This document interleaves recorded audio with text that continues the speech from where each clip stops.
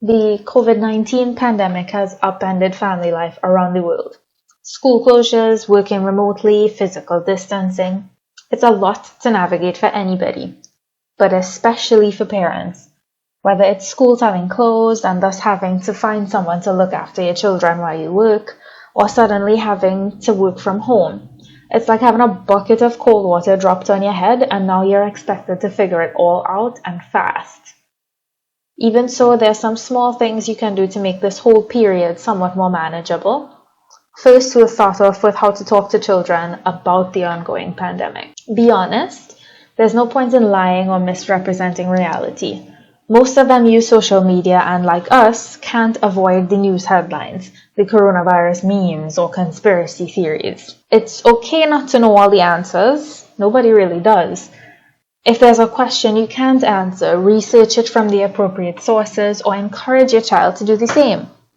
Some good sources of COVID-19 information would be the World Health Organization, the Centers for Disease Control and Prevention, and the US Food and Drug Administration. Remember that even if you try to protect your child from misinformation, they are still likely exposed to social media and news coverage where they will hear and see negative stereotypes, insensitive and inappropriate jokes about the virus and those affected. Emphasize compassion over judgment.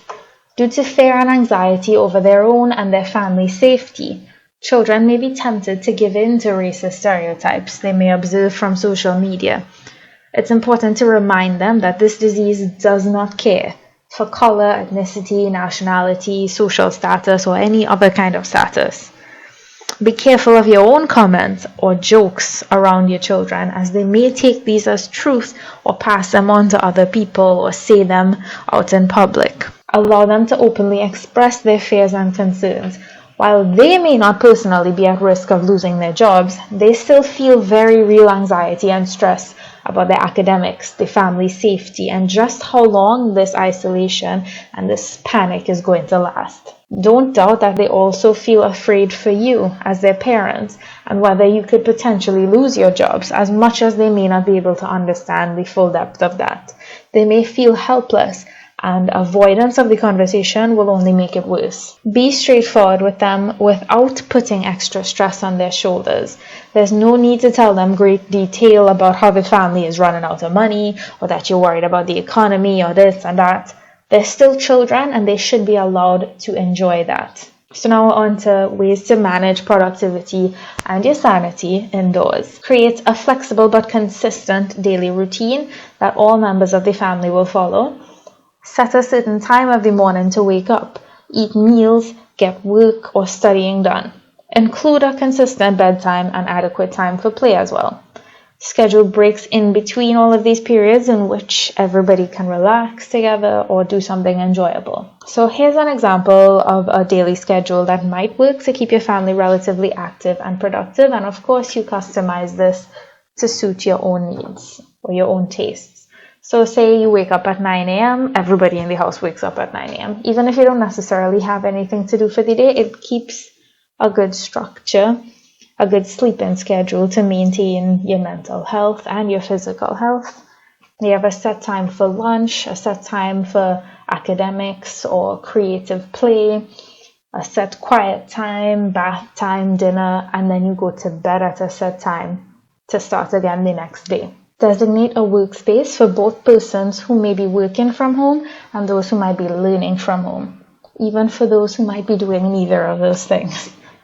Move around every once in a while, take walks, change seats, take short naps when you can, make healthy meals when possible, even though it might be tempting to just eat whatever you can find in the cupboard.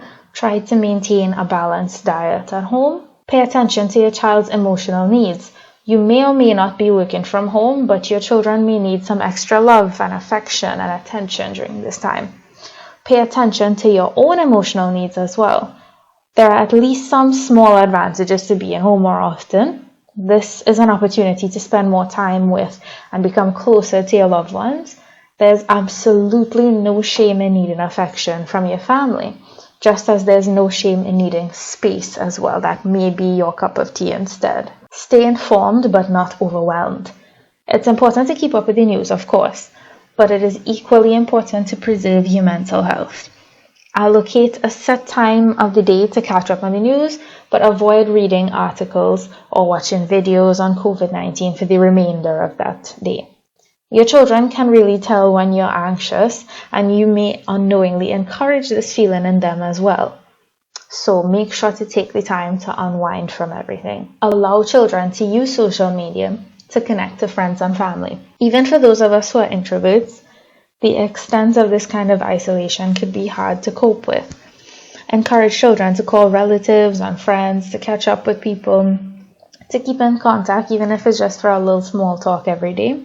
Stay connected to loved ones, even while we must do so from a distance. Now, for the last part of this video and this series really, we'll talk about ways to protect children online now that they'll likely be even more involved with the internet and social media at home. Make sure they're in an open space where you can see them.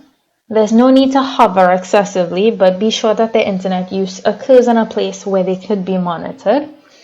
Use parental controls and privacy settings to control what apps children have access to, and ensure that the safety settings are on to protect the child from sexual content or age-inappropriate content. Establish cutoff times for internet use, so don't leave a child with a device by themselves.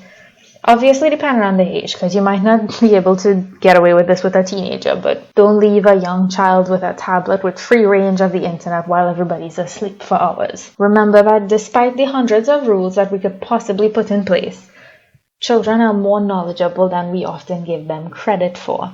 It's still important to maintain communication so that the child feels safe enough to come to you should they get in any kind of trouble or end up in an uncomfortable situation online. Another good thing to do is to spend time with them on their favorite apps or websites.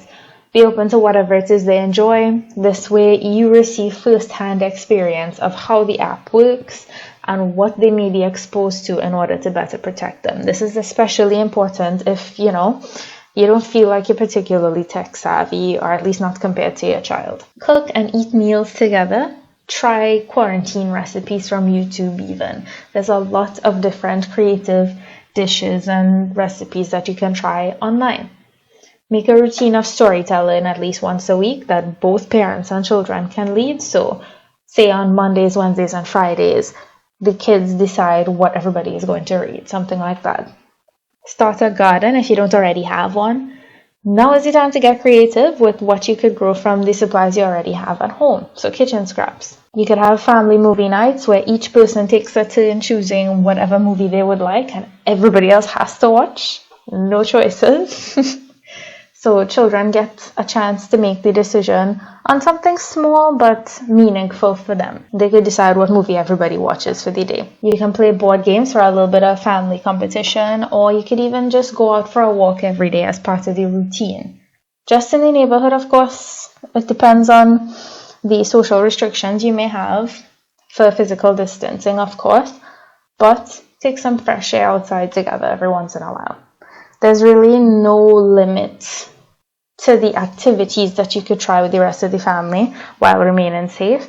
Don't be afraid to look up some online, or even let your children decide what to do every once in a while. Now, to end this video and the full presentation, I just want to remind you that although you are the parent or quote-unquote responsible adult in this situation, even if it might not feel like that sometimes, there is absolutely no shame in feeling overwhelmed or stressed, just like there's no shame in asking for help. Please don't hesitate to call us at 800-4321 or 131 if you do feel like you need some support or somebody to talk to. And you can pause to be able to read this properly, but this is just something I found online listing some of the things you definitely should not feel ashamed for right now. Keep that in mind when things feel like they're getting to be a bit too much.